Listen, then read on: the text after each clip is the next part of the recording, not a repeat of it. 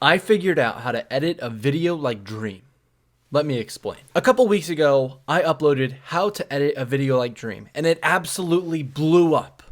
Okay, well, not really, but it would have been cool if it had. I broke down all his editing choices to better understand how he works as an editor. If you haven't seen it, I'm going to reference it a lot in this video, so go check it out. While I'm on the train of self-promotion, please like, subscribe, and let's get into it. Today, I'm breaking down the second event in Dream's video, Minecraft Speedrunner vs 4 Hunters finale. We have access to these choices because he uploaded the unedited footage to his second channel, DreamXD. Along with the unedited footage, he also posted timestamps for each event in his video. As I mentioned in the first video, this gives us our first glimpse into how he edits his videos. He breaks them up. It makes the editing process just a little bit easier because he can get all the important moments from each event and then cut out all the unimportant bits. The second timestamped event is the George/Snapnap. The second timestamped event is the George/Snap. George/Snapnap.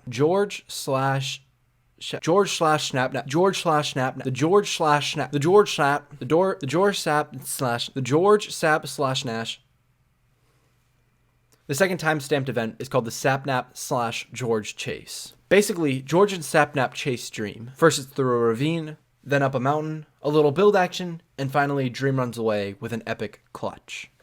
The scene starts with Dream running down a hill and past a ruined portal, at which he collects some really important and valuable items. Something I noticed around this point is that he cuts sort of on beat, but I'm not sure if it was intentional or not.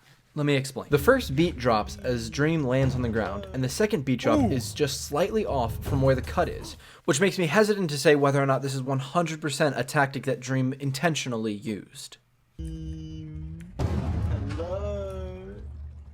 Ooh!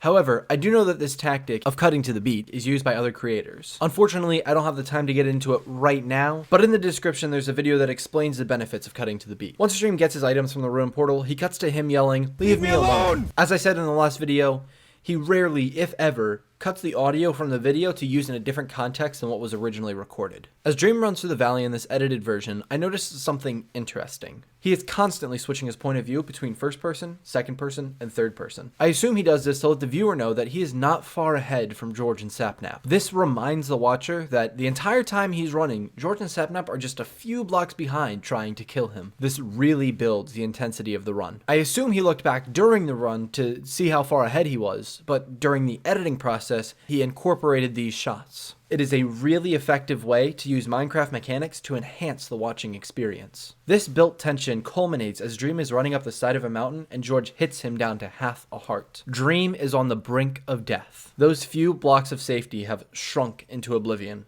It's do or die time for Dream. He manages to place some blocks down and run away. However, as George was hitting him, there were no cuts. Why? Because this scene is already so intense. As important as it is to cut out dead space, like in chase scenes, to not bore the viewer, it is equally important to leave in full fight scenes to capitalize on any intensity to keep the viewer engaged. Back to Dream running away. He runs up a mountain, and as I just said, he cuts out a large chunk of this chase scene to keep the viewer engaged. After his run, he towers up to eat some food and regenerate some health. As he reaches the top of his tower and builds a little platform, the music stops. I brought a bed from the village. Come here.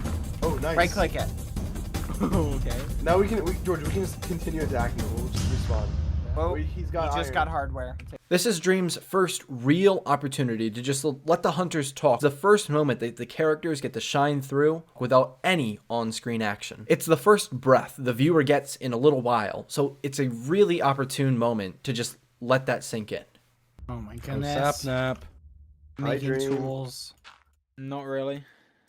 I'm gonna get dirt. Wait. Don't let him out. Okay, just keep an eye on him. In the unedited version, the momentum and energy of the chase fully dies down as everyone towers up to Dream and Dream smelts some stuff. Some funny dialogue moments happen, but not much else. In the edited version, however, the action dies down just long enough for the viewer to take a breath, and almost before you've caught your breath, bam, the music hits right away. The break only lasts about 15 seconds, and then Dream cuts into some music that implies something big is about to happen.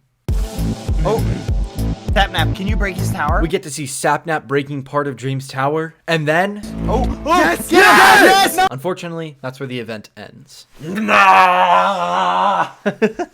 Here's the MLG ladder. Oh, Yes! yes! Nice! Yes! Oh, Yes! What? Wait, what? Anyways, there's a few more things I wanted to talk about. First, although this scene was rather short in terms of timestamps, it contained some really valuable moments. Getting equipment from the ruined portal, running away from George and Sapnap, almost dying to George on the hill, and towering up to heal, which also set up the MLG ladder. The second thing is honestly kind of funny to me. Dream only had to pull off the MLG ladder because he didn't have enough wood for a boat. It was the first thing he tried to craft. The thing is, when he towered up, he had enough wood for a boat. Dream has 9 wooden planks, which is enough for a crafting table and a boat. However, he makes a mental error and puts one of the wood into the furnace in order to get iron. About 10 seconds later, he realized his mistake. Oh, no. Wait, where are you? And has to do some crafty thinking in order to get out of the situation that he just got himself into. The only reason the MLG ladder happened is because Dream made a mistake. Fortunately, this didn't end up costing him in the long run, but I did think it was funny and worth noting. That's going to do it for this video. Thank you so much for watching. Please subscribe, hit the thumbs up, and shout out to Midnight WR. He left a comment on my last video, which honestly gave me the motivation and inspiration to make this one. So if you liked what I did here, or you think I missed something, or you have any questions, please leave a comment because it really does mean a lot to me.